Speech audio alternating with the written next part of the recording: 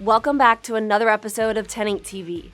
This week, we're giving you a closer look at a unit specifically trained in the use of specialized equipment and tactics, SWAT, the team the agency calls in critical incidents.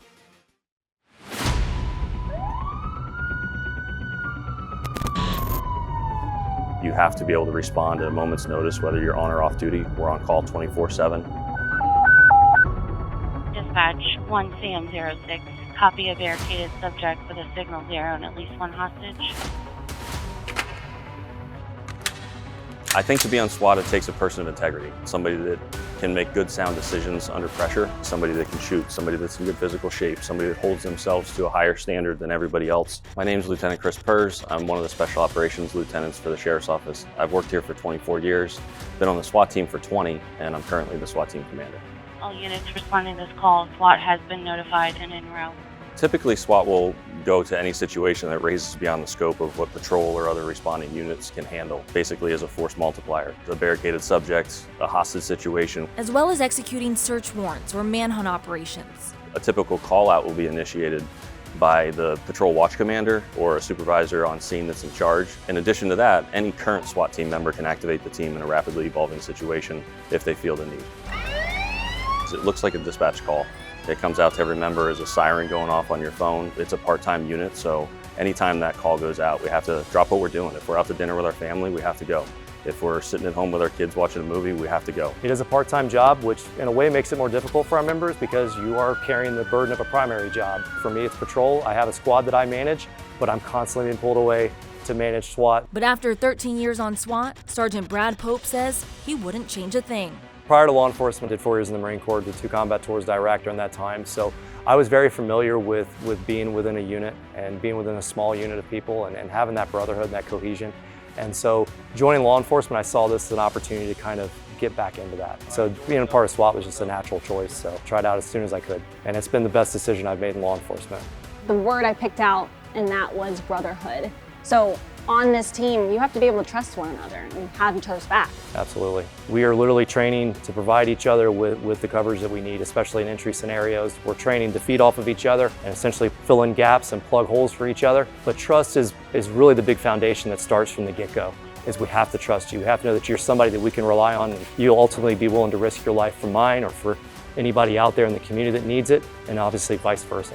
It also takes a lot of commitment. It's a life-changing commitment because you are now putting yourself on call 24 hours a day, 7 days a week, 365 days a year. You're also taking on a big responsibility of additional training outside of what is offered in the agency.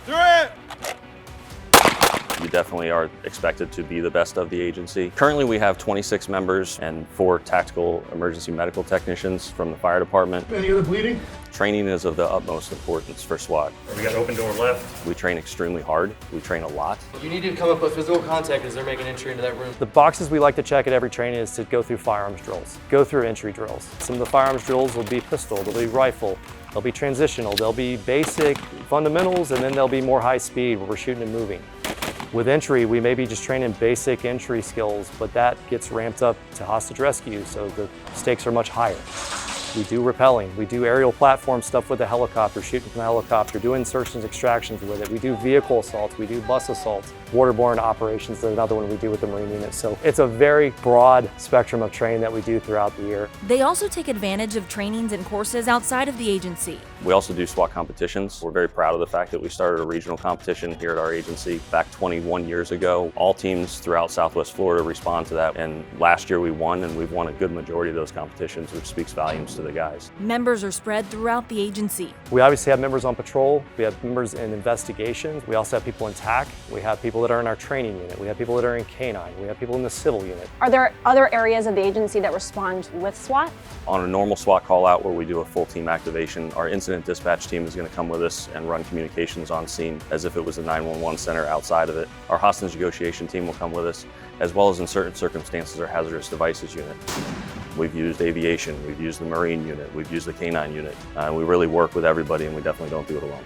Not only do they work and train with other units, they also have a hand in training the rest of the agency. I think SWAT's a critical component of this agency, and really what drives a lot of the professionalism and services that we provide to the agency as a whole. Much of the training that our day-to-day deputies receive is taught by SWAT instructors and or trickled down and taught by in-service. And one of the things I'm most proud of is the multi-agency active shooter drill that we're responsible for. We've been training 12 surrounding agencies, including 3 different fire departments, to make sure that Sarasota County is able to respond to one of those incidents. Sergeant Pope is one of the lead instructors. We're trying to put on the very best training with our experience and our knowledge. And with support internally and through our county commission, SWAT is equipped with the latest technology and equipment.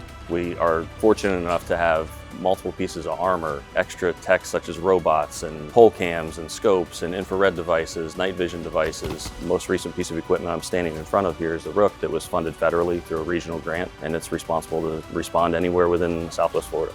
And right when you got it, you guys were already using it, so it was a need. It absolutely was a need. We had a response with it about a week after we received the vehicle, and that was to an outside county. So it's definitely something that's not just for us, but all of these partners that we work with day to day. You managed to have a little bit of fun, too. Yeah, so SWAT is definitely fun. We get to jump off of boats. We get to work with all these specialty units. We get to go on rural ops missions and work with night vision and infrared devices. But at the end of the day, it's a very serious mission. And although it is a lot of fun and it's what keeps people around, it requires extreme dedication.